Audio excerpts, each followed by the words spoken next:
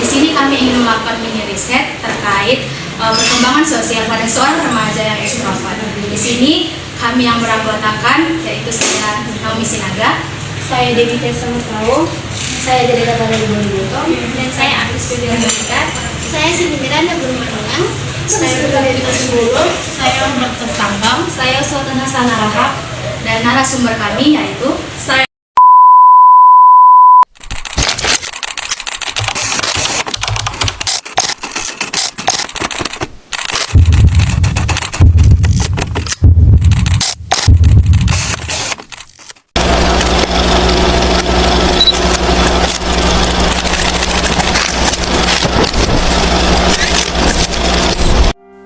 Perkenalkan, nama saya usia saya 17 tahun. Saya menggambarkan diri saya sebagai seorang introvert karena itu berdasarkan dari penilaian teman saya dan dilihat juga dari kebiasaan saya. Saya lebih suka sendiri, menikmati hal-hal yang saya sukai, dan saya juga menyukai ketenangan. Dalam situasi sosial yang membuat saya nyaman, yaitu mengurangi adanya perdebatan. Cara saya dalam mengelola stres yaitu biasanya mendengarkan musik, menonton film, dan memakan makanan yang saya sukai, bahkan istirahat yang cukup. Dalam mengatur waktu untuk diri sendiri lebih banyak, sedangkan untuk orang lain menunggu adanya janjian pertemuan. Aktivitas yang saya nikmati yaitu jauh daripada keributan dan situasi yang tenang. Sulit dalam memilih teman, tetapi untuk itu saya memerlukan adanya pendekatan dari orang tersebut terlebih dahulu.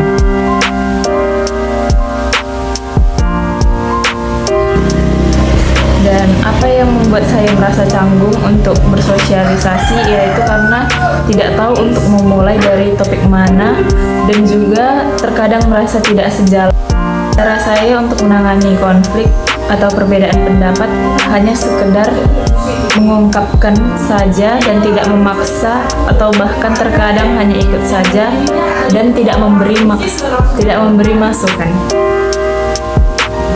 Sedangkan motivasi saya untuk mencoba hal baru itu, ya memotivasi itu karena melihat tokoh favorit saya seperti tokoh-tokoh idola atau orang-orang yang terkenal. Cara saya sendiri sebagai seorang introvert untuk menemukan inspirasi yaitu dimulai dengan berpikir dalam situasi yang tenang, jauh daripada keributan.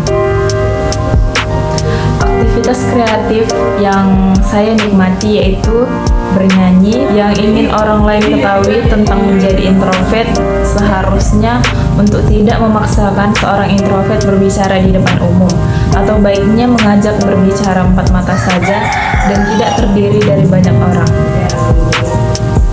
Cara saya melihat kelebihan dan kekurangan menjadi introvert yaitu kelebihannya mungkin terhindar dari perdebatan dan perbedaan pendapat dan mendapatkan rasa tenang. Sedangkan kekurangannya yaitu kesulitan dalam meminta tolong pada orang lain saat dalam situasi atau keadaan yang sulit. Harapan saya di masa depan sebagai seorang introvert yaitu agar saya bisa berubah dan membiasakan diri saya untuk bisa membangun komunikasi yang baik antar sesama, karena seorang introvert tidak bisa hidup selalu sendiri dan pasti membutuhkan bantuan dari orang lain.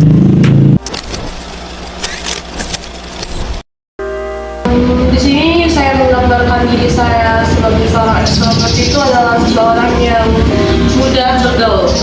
Mengapa demikian? Dalam diri saya ekstrovert ini saya merasa bahwa saya cepat bergaul dengan teman-teman mungkin yang baru saya kenal ataupun teman-teman yang sudah lama saya kenal. Jadi menurut saya seorang ekstrovert itu mudah menjalin komunikasi terhadap orang-orang baru ataupun orang-orang lama. Saya sebenarnya untuk lingkungan yang ramai, saya merasa percaya diri saja bergaul. Jadi untuk lingkungan yang ramai, menurut saya sebagai seseorang yang ekstrovert itu tidaklah masalah. Untuk saya sendiri sebagai seseorang ekstrovert dalam menjaga hubungan dengan orang lain, saya memulai komunikasi dengan orang tersebut apabila yang saya jumpai sangat sulit untuk berbaur terhadap saya biasanya langsung mengajak dia terlebih dahulu berbicara dan menggunakan bahasa-bahasa yang santai sehingga percakapan kami, komunikasi kami itu nyambung, jadi memudahkan kami untuk berbaur seperti itu. Menurut saya dalam suatu acara sosial itu ada dua acara menurut saya yang sangat melekat pada diri saya sendiri, yaitu yang pertama yang pastinya acara keluarga, acara-acara yang melibatkan saya dan juga keluarga saya di dalam satu acara tersebut. Yang kedua yaitu acara-acara yang berkenaan dengan apa yang diselenggarakan oleh gereja. Di situ acara-acara yang menumbuhkan iman dan juga memacu semangat kita sebagai orang-orang muda di gereja tersebut. Mengalami kelelahan yang berlebihan menurut saya sih belum pernah ya, tapi yang saya rasakan mungkin kelelahan itu seperti dari aktivitasnya saja, mungkin udah melakukan aktivitas atau acara seharian mungkin kelelahannya ya seperti lelah itu. Agar saya berpikiran positif atau energi positif yang saya hasilkan terhadap suatu interaksi sosial itu, saya langsung mengambil ke sisi positifnya saja. Pertama-tama, jika saya ingin mengikuti suatu acara interaksi sosial seperti itu, saya langsung berpikir apa faedahnya atau manfaatnya saya mengikuti acara tersebut. Nah, apabila di dalam acara tersebut ada segelintir acara yang menurut saya tidak memuaskan atau tidak seru gitu, jadi saya itu langsung ambil ke sisi positifnya. Oh, saya mengikuti ini karena ini, jadi agar saya selalu berpikiran positif. Dalam kelompok sih sebenarnya saya seringnya sebagai ketua kelompok, dimana perasaan saya di situ seperti saya harus bertanggung jawab, maksudnya bertanggung jawabnya itu seperti ini. Saya harus memimpin kelompok saya terlebih dahulu. Sebelum itu saya harus memimpin diri saya pastinya. Di situ saya harus membuat atau mengajak teman-teman satu kelompok saya untuk membuat segala sesuatu yang terbaik agar menghasilkan hal-hal yang baik juga. Yang pasti faedahnya juga pasti ada terhadap juga. Kemudian dalam konteks pekerjaan atau kerja tim, bagaimana kepribadian Anda mengenai cara Anda bekerja dalam tim?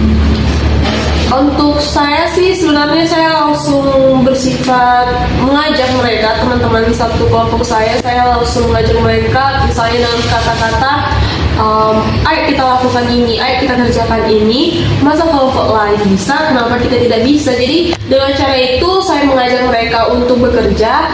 Dan selain itu juga saya langsung biasanya membagi tugas. Misalnya dalam satu kelompok itu ada 10 orang dan ada tugas-tugas masing-masing dari 10 orang tersebut.